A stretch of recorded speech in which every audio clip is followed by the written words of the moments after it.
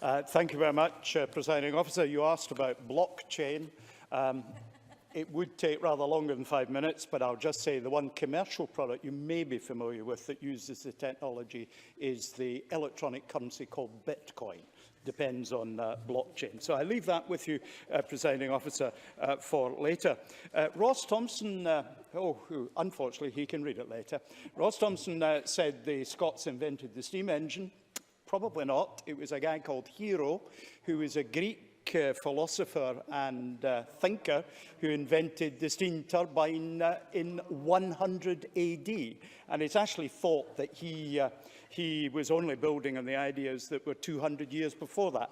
So we Scots invented most things, but we can concede one or two others. Richard Feynman has been mentioned. Terrific guy.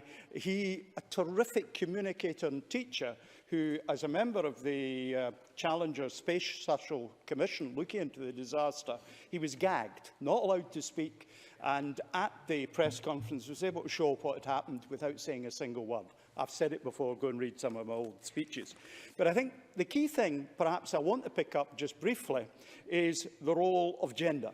When I started in computers in the 1960s, the interesting thing was about 50% of those who worked in programming at that time were female.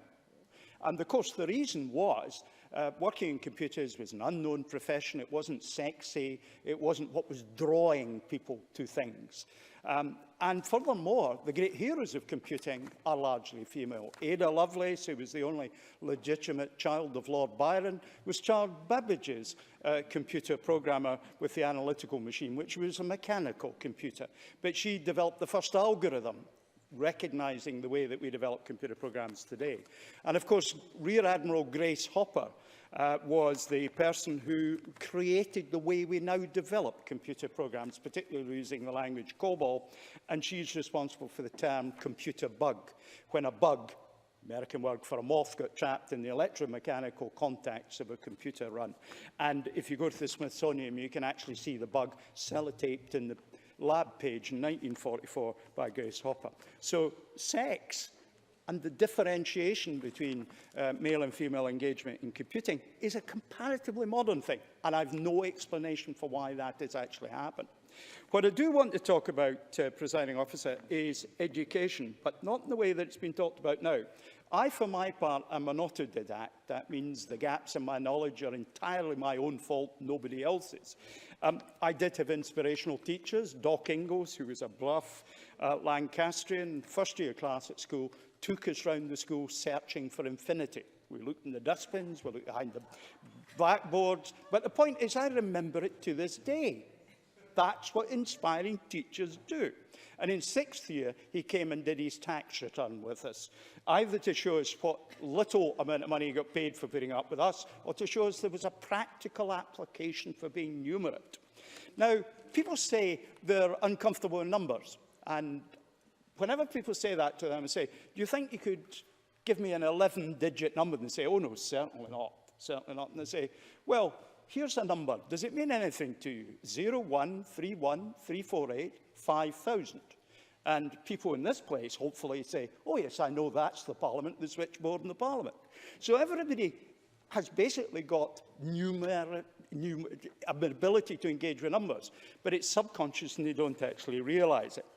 I think the key thing we perhaps are omitting in the strategy is making sure that parents and families are able to create a number-friendly environment at the very outset of children's lives. That makes a difference to the attitudes they will have at a later stage in their life. And there are little games we can play with science. My 4-year-old goddaughter, we dissolved salt crystals because she'd seen a rock crystal and she said, what's a crystal? I said, well, here's a crystal. We dissolved it in water, then we put it in a pan, boiled it off and got the salt back. And she went away and briefed her nursery class about this piece of science. When she next comes to see me, we're going to do a couple of things. We're going to use a mixture of alum and vinegar to write a message on the white of a hard-boiled egg through the shell. You only can read the message when you peel the shell off, and we'll discuss why that matters. And of course, because young children are always somewhat scatological, we will use human urine to write on a piece of paper a message. It disappears and then reappears when you heat the bit of paper. You can see the message. So there are lots of things we can engage kids with that will make a real difference to their attitude to numbers, to science, equip them with a questioning mind. Because at the end of the day, I'm not bothered about what knowledge anybody has. If you've got a questioning mind, you're going to get the knowledge for yourself, the knowledge that matters to you, and that's ultimately what will make you successful in life. All this business about supporting the economy and so on, entirely secondary. I want to see successful, happy and engaged people in STEM subjects. And I think if we individually, as parents and families, help, we'll make substantial progress. And I hope that's ultimately reflected in the strategy we end up with. Presiding Officer. I was loath to stop you, Mr Stevenson, in your journey through quaint scientific experiments. I'll need to read your speech later.